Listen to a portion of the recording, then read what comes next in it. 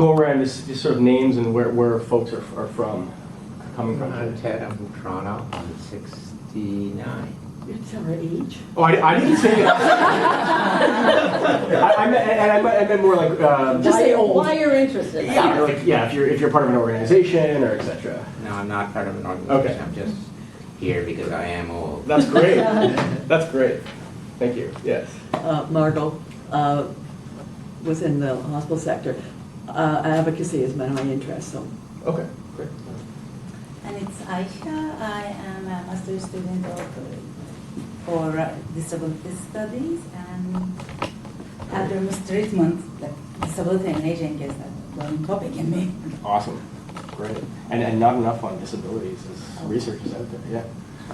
My name is Courtney Shergill, and I'm doing my master's here at UFT, and I'm specializing in gerontology, so this is a very interesting topic for me, and thank you for some other professors. Yeah. One of my students. It's great to see. Great. Yeah. Jason Pella from Toronto Police and the Vulnerable Persons Program. Great. I'm Sarah Jimenez. I work for CCAC and I'm a hospital preceptor, so I train all of our hospital coordinators that work in the hospital sector. Around issues of elderly. We deal with all sorts of clients any Yeah. age, so Yeah. a large portion of our clients are elderly clients. Okay. Great. Thank you. I'm from the CCSE as well. No, that's great. Shirani, and I'm on the elderly committee. So I thought this topic would be of interest. Awesome. I'm Gerda Katie. I've been coming to these lectures a long time. I happen to be here two hats.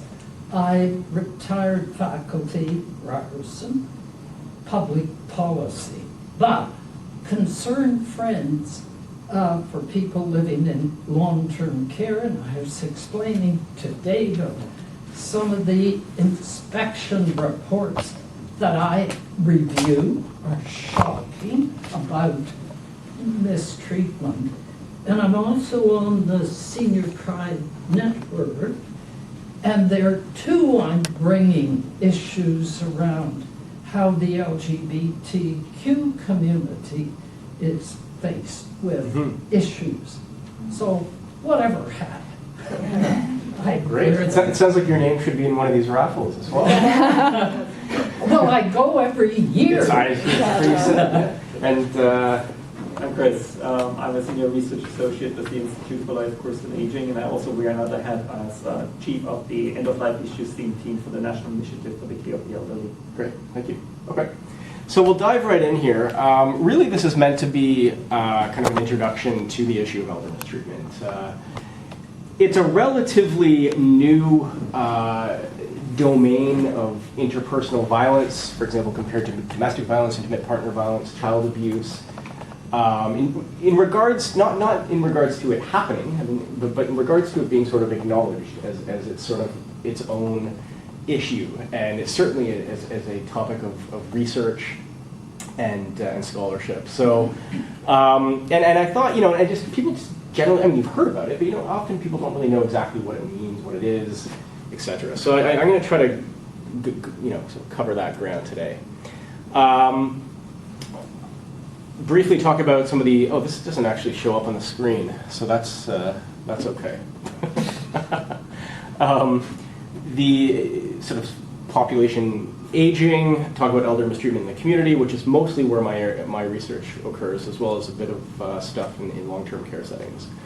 So we're probably all sort of familiar with this whole representation here, and essentially what we have is the sort of the structure of our population on the left-hand side as well as on the right-hand side. These are ages, and then at the bottom we have numbers of people in terms of millions. We start at 1950, and we can see that the population, most of the bulge of the population is down at the bottom. As we move through 2010 towards the future in 2050, we see that sort of that bulge moves up, and the sort of overall structure of our population in terms of age is dramatically changing.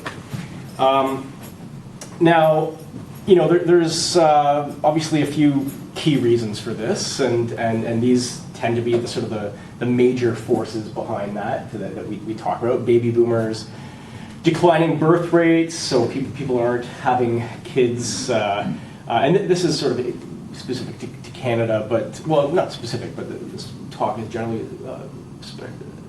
specific to Canada, but people aren't having as many kids to sort of fill in those bottom tiers of the structure.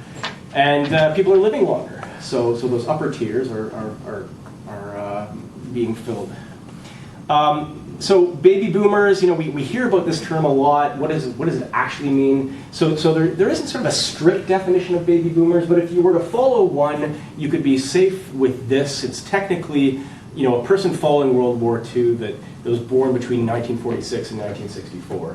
And if you add, 65 to 1946, we get to 2011, and that's why we started to hear that, just recently the baby boomers are reaching age 65. And the thing about the baby boomers, what makes them kind of a unique cohort is that they had a disproportionately high birth rate.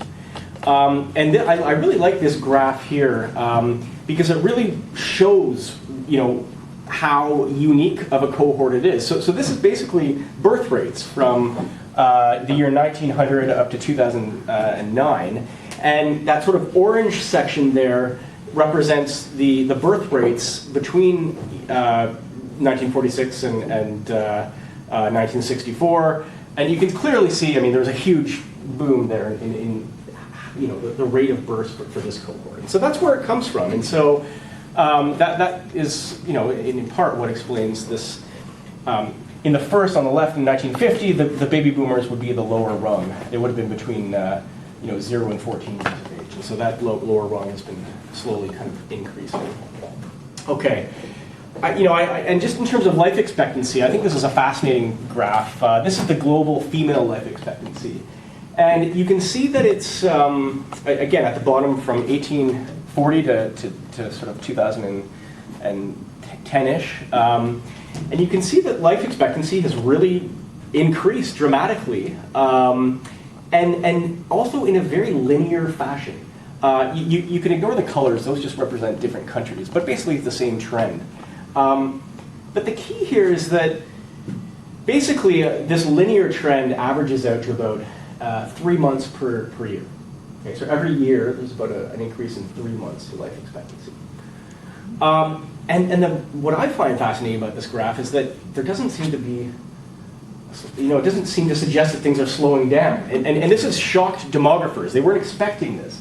So it sort of raises the question of, how high can this keep going? And, if I have a math background in my undergrad, and usually we see, that sort of asymptote, that kind of evening off if things are starting to plateau. And certainly there's no evidence of that here. Just some quick, globally, population is getting much older. We see that so between by the year 2050, the percentage of the population that is 65 and older will be almost 3 times as high, and those who are living over the age of 100 will increase by about 11 times. So we've all heard about these things, but I just thought I'd share a bit of information as a backdrop. Bringing it to Canada. So these bars represent different provinces, and again, we see that, so the blue is the percentage of the population that's age 65 or over in 2012, and the red is the percentage of the population 65 or over that's projected in 2036. And across all the provinces, approximately we see sort of a nearly doubling of that percentage of the population.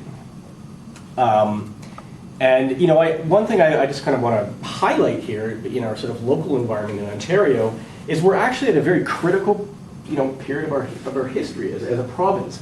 You'll see, again, this clicker isn't working, but you'll see the bottom kind of, I don't know what color you'd call that, kind of greenish blue color, intersects with the gray color. So the gray represents the proportion of the population that are children, 0 to 14, and the greenish blue at the bottom represents the proportion of the population 65 years and older. And for the first time in the history of our province, you'll see that it intersects right around 2014, and the proportion of our population that are older adults is larger than the proportion of our children. So, it's, again, just some backdrop here. I think we're experiencing sort of a critical moment demographically in the period of our, in terms of our history.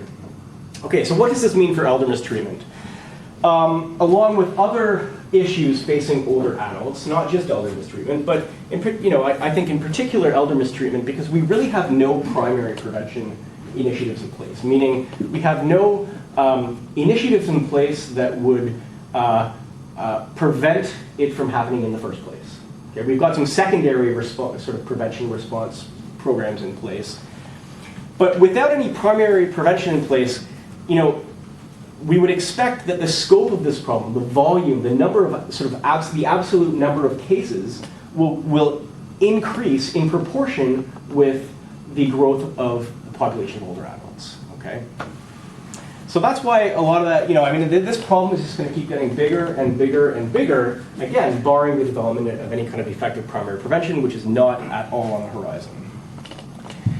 Generally speaking, both in research and in policy, we divide the issue of elder mistreatment into two major groups. That elder mistreatment within the context of the community, people's homes, versus occurring in institutional settings like nursing homes, etc., long-term care facilities.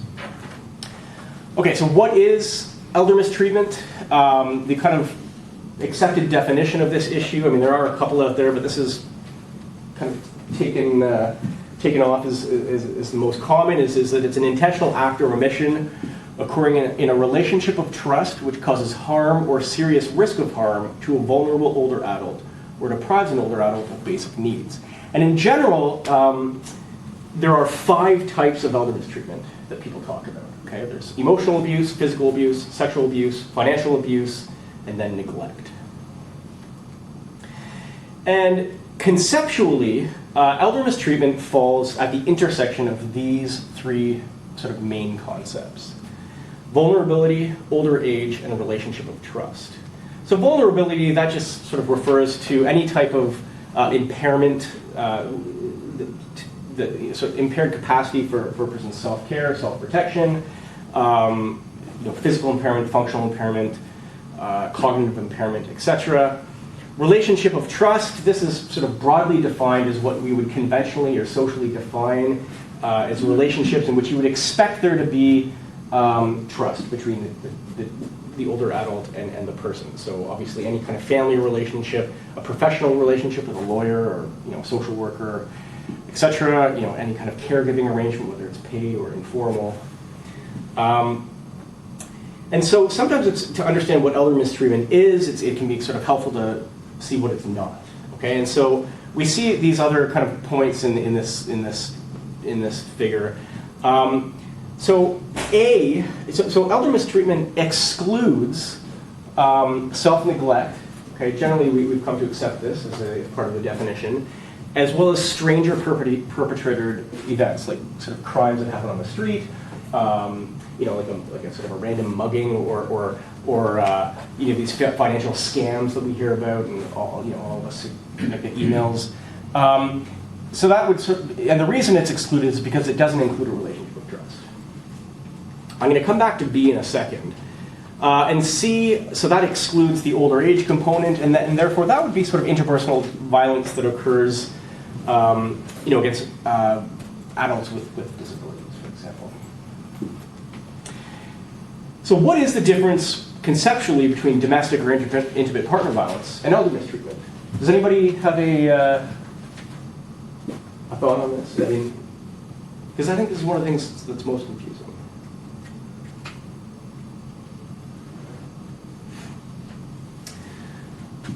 Anyone want to take a guess? Go ahead. Age. Age? Yeah. So that is correct in terms of practice, in terms of like the way we do research and the way we often set policy or programming. Often it is an age cutoff. Yeah. Conceptually, though, that's not actually the determining factor. So. So the classic example is you have a couple, perhaps who have been married or partnered for 30 years, and there's been kind of physical abuse or emotional abuse that's been happening for 20 years or something. Does it become elder abuse, for example, once the victim reaches the age of 60 or 65? So how do we draw that line? It turns out, again, conceptually, that it has to do with vulnerability. So once the person starts experiencing age-associated vulnerabilities, whether that's cognitive, physical, again, functional, etc., and the mistreatment becomes either sort of initiated or becomes more severe as a result of sort of taking advantage of those vulnerabilities, it then kind of creeps into the area of elder mistreatment. So again, sort of conceptually, vulnerability, not age, is the determinative concept, but as Raza kind of suggested, really we often kind of ignore that. In research, when we're conducting prevalence studies, we set an age cutoff. Or in, if we're setting up programs in the community, often, it's defined by age. Okay, other ways that it's different than domestic violence or interpersonal violence is that it does include a broader array of mistreatment types. So for example, neglect, financial exploitation aren't typically, if I'm not mistaken, included in the definitions of domestic violence. And also the types of perpetrators within the realm of elder mistreatment is broader. It's not just a spouse or a partner, but it can be your child, your grandchild, your caregiver, your neighbor, etc. Okay, I'm going to keep moving along here. So what do we know about elder mistreatment in the community? And for this, I'm really going to draw on a recent report that I co-authored with some colleagues for the World Health Organization around, what do we know about this issue globally within the community? So some of this stuff has actually been known for quite a while. Some of the context, why is it such a problem? So to the individual who experiences elder mistreatment, there's actually sort of an independent association with shortened survival. Okay, people who experience people who experience elder mistreatment are more likely to live sort of fewer years. Okay, and then sort of the other, I think maybe more obvious consequences: psychological distress, poor physical health, injury, financial loss, and costs to society. People who experience elder mistreatment have higher rates or at higher risk of hospitalization, nursing home placement, emergency room use. And then there's all these kind of social service, legal, and law enforcement costs that obviously go behind addressing this issue of elder mistreatment. So what are, it's difficult to talk about risk factors because every sort of mistreatment type has a somewhat distinct profile, but generally speaking, if we were to talk about this in broad strokes, these are the risk factors, okay? So for an older adult, a person living with higher levels of functional impairment, poor physical health, poor mental health, low income, lower age, and low social support are at higher risk of experiencing elder mistreatment. On the other side of the equation, if you are a trusted other, remember this happens in relationships of trust, a trusted other to an older adult in your life, you are more likely to commit elder mistreatment if you have some form of mental illness, substance abuse, or if you are sort of dependent upon them financially or sort of for resources, etc. One of the kind of more surprising findings here that I've been trying to highlight, because it kind of flies in the face of what we typically imagine as a victim of elder mistreatment, is that, in fact, it's fairly consistent, at least in studies in North America, that it's the sort of youngest old, not the oldest old, who are at highest risk of elder mistreatment, right? So, there's no right answer here. It's sort of, we're still trying to figure out how to interpret that finding. But any ideas as to why that might be the case? So people who are sort of age 60 to 75 would be at higher risk than those who are like 85 and older. Opportunity. Opportunity, and so what can you expand on that? Well, because they're usually, if they're younger, they're probably still living in their own abode as opposed to being in an institution Yes. or in a community group. Yes, right. So that more people would be coming into the home, et cetera. You can control them if they're all on their own. Right. Okay, good idea. Any other ideas? Yeah? Depends on the relationship. My experience in the community is that people tell me if that elder has abused them as children, Yes. then they abuse in return and it's justified. So Right. I'd say low age, maybe to the child or the grandchild who was abused. Yeah, so it could be like historical. Yeah. And one thing that came from something we published last year, but I do want to acknowledge Lynn McDonald's work and others who have been a part of the National Mistreatment Survey study here in Canada. And I know they're still kind of analyzing the data, but I do know that one of the main kind of risk factors that's come out of that study and other studies, and I think it's at a point now where we could add it to the list, is prior experiences of abuse or neglect throughout one's life course, whether it's child abuse or domestic intimate partner violence as a kind of middle-aged adult, are more likely to experience elder mistreatment as well. Okay, keep going here. So here are, it's kind of hard to see, but these are the different types of elder mistreatment along the bottom. And so globally, it's interesting. You'll see the one that's highest here is emotional abuse. But that's only when we define emotional abuse as one or more events in the past year. Okay? And many of us are very critical of that definition because really a lot of us would be, being criticized once in the last year. I mean, I'm probably both a victim and a perpetrator. I mean, it's so it's too loose. And so, but when you add a threshold, for example, it has to occur 10 or more times to be considered emotional abuse, you'll see to the left of it, the rate drops down a lot, and really the most common form of elder mistreatment is financial abuse. Okay? So what does emotional abuse look like? 10 or more of what? So it's usually based on the conflict tactic scale. So we're looking at items related to insulting, ignoring, threatening, to hit. I mean, that one tends to only require one event in the past year, but those kinds of things. Okay. So financial abuse tends to be the most common when you apply sort of a reasonable threshold to the issue of emotional abuse. And here in Canada and the US, it's somewhat similar. Again, we see that financial abuse is the most common.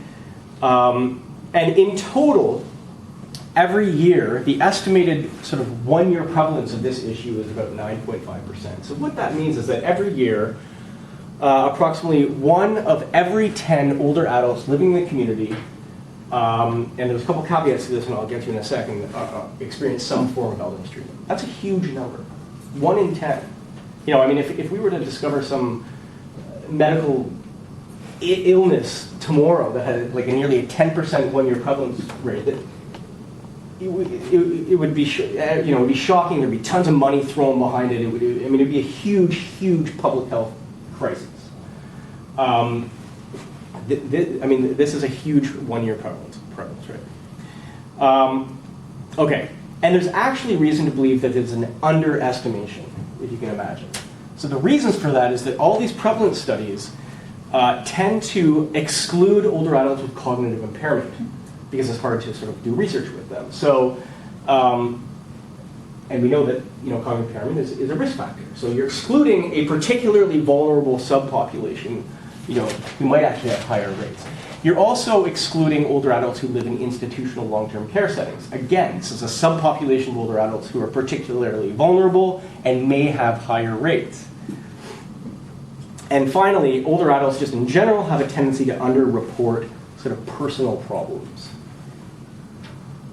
So if we kind of translate this into actual numbers in Canada and Ontario, we're looking at approximately 475,000 per year in Canada and nearly 200,000 per year in Ontario. The other sort of shocking figure or sort of aspect of this problem that really requires more attention and more effort is how hidden this problem is. So across these some of these large prevalence studies, representative. It's random samples. They're well-designed studies. Often they ask people who report elder mistreatment, have you kind of sought help from some form of formal support? And only 4 to 18% of older adult victims of elder mistreatment living in the community actually, seek formal support. So it's a largely hidden problem. The vast majority of victims of elder mistreatment experience and endure this problem in isolation. Okay. The problem with prevalence studies is that it really simplifies the problem. I think we can all understand this is a complicated problem. It kind of simplifies it to just define it as a yes or no. Either you experience it or you don't. And it removes all of the variation in that yes category. And so prevalence studies, the big criticism against them is that they lack a lot of clinical relevance. Mostly because they capture cases that don't tend to show up in kind of response programs that tend to deal with more sort of severe cases. So what some of us have been trying to do is understand what is this variation. I mean, one of the big areas that we need to understand is sort of cross-cultural perceptions and understanding of this problem. Does elder mistreatment mean the same thing across different cultural groups? We don't know that. I mean, we would assume it does not, but we really don't know the details on that. Again, don't worry about this is small, but one thing we've figured out is in terms of the frequency and the number of types of mistreatment or behaviors that a person experiences, there is a large variation across cases. So again, it's not a yes or a no problem. It's really, it could be a no and a kind of yes with a bunch of variation in it. So across each form of elder mistreatment, or at least 3 of them here, we see a lot of variation in terms of the severity, the objective severity, the frequency. And what predicts the severity of elder mistreatment? Among those experienced some level of elder mistreatment, what predicts how severe it is in terms of the frequency and multiplicity of behaviors? Again, we see this younger age, okay, which reinforces this idea that it's kind of, again, flies in the face of what we often perceive as victims of elder mistreatment.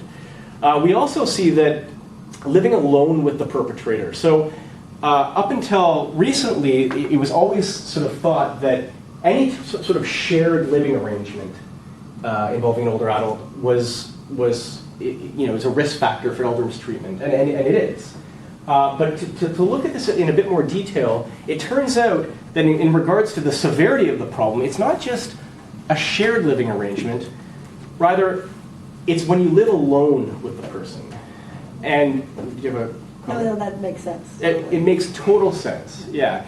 And to take it one step further, when you have other people in the home that aren't a perpetrator, sort of people who can play sort of a buffering role or kind of surveillance role, etc., the presence of the perpetrator in the home, the effect of that goes away. So we're really, I mean, in terms of those situations that you have to be really careful about, the dangerous situations, it's when the victim is living in isolation with the perpetrator without anyone else living in the house. Another really interesting finding, again, just getting at this point about variation within cases of elder mistreatment. This comes from a large prevalence study that I've been a part of in New York State, and they were asked. So people who reported some level of elder mistreatment were asked, how did you perceive the seriousness of this, right? And again, to my surprise at least, so these are all people who met fairly conservative thresholds in regards to objective criteria. So the emotional abuse category are people who experienced 10 or more events in the last year. The neglect category are people who experienced at least 2 to 10 events in the last year. So even after applying sort of relatively conservative thresholds, we still see that a fairly even distribution in terms of how serious the older adult actually feels about the situation. And this has like a lot of implications in terms of how accurate we're measuring this problem in research. If our measures are capturing elder mistreatment one way, but the older adult is actually perceiving it in kind of a different way, it's very problematic. Okay, let's flip over to institutional settings, and then I assume you usually leave some time for like discussion and stuff. Okay. So, in long-term care settings, nursing homes, elder mistreatment is the most common type of complaint that's made to long-term care regulatory authorities. In terms of sort of the history of public awareness and knowledge around this problem, this is sort of what we've heard about, I think, the most, right? Staff to resident forms of elder abuse. Okay? That's received a lot of attention for a long time, and then we started hearing more about this issue, which is like resident to staff forms of kind of, violence or shouting or hitting, etc. And more recently, we've been hearing about this issue, which is resident to resident aggression. Okay? And as it turns out, this last issue, based on what we know, is the most common. Okay? So if you're an older adult living in a long-term care facility, it's resident to resident aggression that is most likely to happen to you as far as like interpersonal violence. But let's start with staff to resident. In terms of what we know, to be honest, there hasn't been a lot of sort of strong research on this topic. But what has been done in terms of the strongest, it would suggest that approximately 10% of long-term care staff self-report being physically abusive towards residents. Okay? And approximately 40% of staff report being psychologically abusive. Okay, so these are self-reports. Is that, I don't know, I see some looks. It's incredibly high, Yeah. because people tend to, I would imagine, underreport. Underreport, you would think so, yeah. So I mean, I had a similar reaction. Okay. What are some of these risk factors for a staff member perpetrating this abuse? Poor job satisfaction, if you're unhappy with your job. If you tend to view residents as sort of children, if you sort of infantilize them. If you're burnt out, and stressful personal life. Again, I think this makes sense, but the research kind of reinforces it. But if you were to start training programs to try to address this, and these are the types of things you would want to start with. Moving to resident aggression. I mean, this is the definition. I don't. You can take a moment and read it. I don't want to focus too much on that, but again, what do we know about resident to resident aggression? So this is hot off the press. This is the strongest, most rigorous study that's been conducted. It's from the U.S. They took a random sample of 10 nursing homes in New York State, and found that approximately 20% of long-term care residents experience some form of resident-to-resident aggression. So 1 in 5. That's pretty high. Verbal is the most common, followed by physical and sexual, and then, sexual is the least common. And then they had this other category, which doesn't kind of fit into what we typically view as abuse, but it includes things like property damage or invading one's privacy. In an intrusive fashion. The most common areas where this will occur, resident rooms, the dining room, and then common areas. And again, we see obviously there's consequences. I mean, I don't think any of these consequences are relatively surprising, given we're talking about physical abuse, emotional abuse, etc. So physical injuries, poor psychosocial status, and then there's a really interesting study in Canada a few years ago that suggested that residents do perceive that this issue is kind of a normal part of their daily life, which I think is kind of disappointing. I mean, obviously, to think that you're living with that sort of under is a sort of a constant threat or constant kind of a realistic possibility in your life is very unfortunate. In terms of how people tend to try to understand and approach this problem, there are different perspectives out there, but one is this social ecological model, which basically says you can't just kind of look at this as an individual level problem, but it's rather resident-to-resident aggression is something that is a byproduct of the culmination of several interacting forces related to the environment of the long-term care setting, the types of social interactions, as well as individual characteristics. And so to give you a quick example of why you want to use this kind of more complex framework, let's take an example. You have one resident who's walking with a cane, starts yelling kind of abusively and with insults at another resident who's in a wheelchair. If you were to take sort of an individual level analysis, you might conclude from this that, well, people who are functionally impaired or who are in wheelchairs that's the reason behind this, that's the risk factor, which could be the case. But if you took sort of this more holistic approach, you might discover that in fact it's the resident who's walking with a cane is dealing with some form of arthritis or constipation, etc., and is highly agitated. And also the other resident who's in a wheelchair is experiencing some form of cognitive impairment and doesn't understand sort of that the person wants to get by. And then you may also discover that the hallway is just too narrow in general. Physically, architecturally, the place is kind of not conducive to a lot of movement. And so you begin to understand that it's just a more complex problem than just kind of looking at individual characteristics. And so, very briefly, some of the research that I've been doing on resident-to-resident aggression, a lot of the research to date has been looking at the problem in terms of the overall long-term care context, which is great, but we also have to start moving towards looking at it within specific populations. And so I've been doing some research looking at how it manifests itself in dementia-specific units.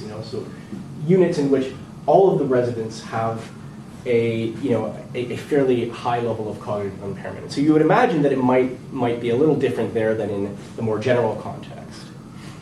And some of the things that we're kind of finding is we're developing these models to sort of explain how it tends to unfold in these dementia-specific units.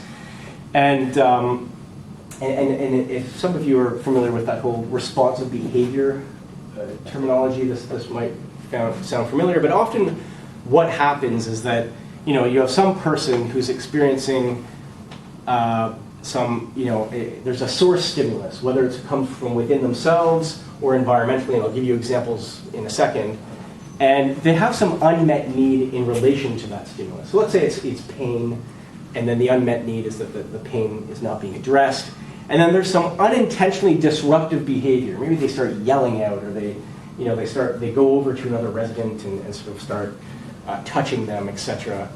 But it's not intentionally disruptive, but it's kind of this responsive behavior. And then person B, sort of processes this action in such a way that they find it threatening or dangerous or harmful, and they kind of act out aggressively. And then we have a series of options in which either it stops or it sort of escalates. And some of the interesting things that we've been finding is that what are some of these source stimuli? So internally, coming from within the person, it could be any number of these things, whether it's physical health problems, fatigue, hunger, historically entrenched tendencies. A person who's historically very social and sort of can't control those needs. Externally, having noise or space congestion, a family visit that makes a person feel anxious, etc. Or it could be around staff change over time or new scheduling that causes anxiety. And again, then in response to these stimuli, we've got a set of unmet needs, which then sort of leads to a series of different types of unintentionally disruptive behavior. And things sort of unfold from there. And then, what you kind of really want to avoid is this. So it's one thing to have sort of an escalation between these two residents, but what can sometimes happen is that it could escalate into the group. And you see, elevated levels of agitation and disruptive behaviors that then kind of ripple into more than the two residents. So I'm going to sort of, I think, leave it for there because we're at almost 10:02, and open it up. Any comments or discussion or questions? Yeah. We met elder abuse. Why have you not used abuse? That's one. Okay, like why have I used mistreatment? Yeah, Yeah, okay, because it's more commonly you're right. recognized. It is, yeah. And then I have a question. Given the aging of the population, we have to eventually move the age from 65 up. I know that'll screw comparisons. Yeah. And I want to point out, as I was telling you before, I have access, anyone has access to government inspections of every long-term care home in this province. I read them, have to report on them, and the abuse, mistreatment is evident. So there is data that one can use. Hopefully, your research will use that data, and it's fascinating. Yeah. And where's the source of the data? Is it Go like to the records? Ministry of Health, Yeah. long-term care, Yeah. and you look at long-term care homes. I have done reviews of yearly required inspections of 26 homes out of 67, 64 maybe, Sudbury area, Yeah. not-for-profit and for-profit. Issues are fascinating. You can take any home in the province, put that in, and you'll see a list of every inspection of the home, complaints of abuse, who've done it, whatever. And there the abuse ranges from neglect Right. to deliberate. But to me, it's about time we hear more About it. You're of right. it. Yeah. So I'm pleased with the research, but please, why not use Why not use abuse? Okay, yeah, that's a good question, and I do sometimes actually use abuse, but I'm trying to be, no, it's not really being politically correct. No, it's more just I'm trying to, to me and to other folks in the area, mistreatment is just more accurate. Elder abuse can be confusing because it would suggest that it omits the issue of neglect. No. Well, that's what some people think. Yeah. You say elder abuse, and you're like, wait, does that include neglect or not? Whereas mistreatment, it's a bit more encompassing. That's the real reason. Fair game. Thank you.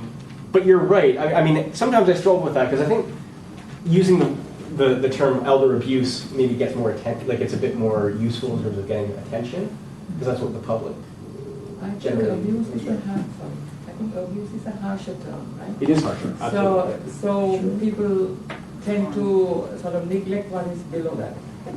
That's a good point. Yeah. No, I appreciate the feedback. Yeah. I've been asked to Yeah. come out and speak on the topic and not use the term elder abuse because it turns off and scares away the audience. But Oh yeah. I noticed that you chose mistreatment, and I liked it. Yeah. Because of what you said, it covers a broader, but you could go either way. And maybe it depends on the audience. I mean, certainly when you're doing like research with older adults, you don't tend to just kind of outright use the term elder. And if you're going to be more specific to one particular realm of Yes. abuse, like financial, Sure. a topic like financial, I don't know, elder abuse doesn't really fit. You wouldn't think of financial No. abuse. Yeah, when you talk about elder abuse, but- you should, but it's true. People don't tend to think of, even though it's the most common form. Yeah. You think about physical, emotional, sexual. Yeah. Abuse has a physical connotation, in my mind. And I think too, But not- also has like intention built into it. Like when you say abuse, you think like the person who's Yeah. abusing has intent, whereas Right. mistreatment, I mean, there's all forms like neglect. A lot of people can just be uneducated or Right. have cognitive impairments. Sure. They're not doing it out of Like malicious intent, malicious right. intent. Yeah. That's still That's true. Still the case. Yeah, these are, yeah, I mean, I appreciate the comments. It's something I continue to think about myself. As people age, I found that rather unsociable characteristics seem to become amplified. Not because they didn't exist when they were younger, it's just that as they get older, they become more obvious to other people. Mhm. And people become less friendly because they're not nice to be around. Would we differentiate between the person who is, you feel maybe neglected, as opposed to the person who is just outright not nice? Yeah. And perhaps. And they're not, it's not dementia or cognitive Yeah. issue. Although I must think when they start getting some dementia, that they get more fearful, which means they're more Sure. aggressive themselves. Right. So, and I think what you're getting at is a really important, issue here that the research has tended to simplify this issue as like there's a victim and there's a perpetrator, and it kind of ignores the idea that there's like it's actually a very interpersonal kind of interactive process that can build over time between two people. In some cases, it's very, I think, clear that there's victim and perpetrator, certainly. But in other cases, I think what you're suggesting is that there could be some source of responsibility, some like dyadic level analysis that needs to happen. Is it Yes. right? And it gets worse perhaps when one of the persons, I'm thinking of couples where one person has a stroke, and the other one now is going to completely depend on the other. And it's usually the person with the stroke who is now incapacitated, who becomes so angry Mhm. at their caregiver and Yeah. abusive and violent on occasion. Absolutely. Yeah. It's a really complicated issue. Yeah. I just wondered, you mentioned about like the mitigating factor of someone living with Yeah. like the victim and the perpetrator. Have there been any studies to show the effect of like maybe the person lives alone but they have care coming in? Right. Or people coming in? Yeah, so people who, so living alone, in terms of that severity, they, relative to those who live alone with the perpetrator or relative to those who live with the perpetrator and other people living alone have a low risk of, right, okay. And so what was your question? So in a situation where the victim may live alone with the perpetrator, Mhm. but they have agencies coming in or help Oh, I daily. see what you're saying. I work in community. Does that care. have a mitigating? Does that have a mitigating effect? Or I don't have there know. been studies that have I don't looked know. at that? I mean, you would think that yes, That's what I would think. but I don't know. Like, I mean, like the direct implication of that finding would be that if you come across a case that you're worried about and it seems very dangerous because they're living in isolation, that there's two options. One, that you separate them, which often people don't want to do. Well, it's not as easy with people, right? We But work yeah. in community and there's all sorts of relationships. Oh no, I get it. Yeah. It's very, very rare that somebody would actually want to do that. The other option is that you add people into the house. Again, might not be, depending on resources, that might not be realistic, but I like what your idea is. I mean, a third option could be having more regular sort of outside eyes on the situation and keeping the person accountable. Because I feel like in our sector, in community care, that's often the role that our service providers, Yeah. we're going into situations where maybe there's neglect or there's situations, but the Yeah. two people have a very strong relationship with each other. Yeah, And they absolutely. don't want to move or they can't move because of Yeah. the finances. Yeah. And we have people going in kind of monitoring the situation, but I just wondered if, like, for interest's sake, if there's been any research in that area. I'm not aware of it, but I think that's a really good idea. Because it's also going to be a growing segment of Sure. the population that will have that set up. Yeah. Where it's not family coming in, it's agencies Yeah, and professionals. absolutely. It almost sounds like you're talking about a safety net, that Kind of. things neglect can't get too bad because Maybe. Someone's going to be in 4 times a week to Yeah. make sure that there's at least Yeah. something in the fridge. And or that's that what sort of stuff. I think in the back of my mind, but I don't know if that's been Well, actually it is researched. and it's the opportunity to develop a relationship with you, over time that potentially they might open up about it and which would be helpful as well. Yeah. We are expected to report child mistreatment. We should be able to report that. My instant reaction to your question was, report it. I think the challenge is with, There are. I mean, there's a lot of challenges, there's legal Oh, yeah. implications and protections that are in place, Very but I think cool. one really important thing is where you have a husband-wife situation, where there may be neglect or some sorts of abuse going on because of cognitive reasons or Yeah. aging reasons. If we report that, the law has to respond to that in a certain way. Mhm. So oftentimes, and correct me if I'm wrong, but oftentimes that's removing one of the people. And that may not be in the best interest Oh. of both parties. So it's more nuanced than. Absolutely. I mean, and I think that's where the law maybe isn't up to where the age of I our didn't demographics say are. to the law. Yeah.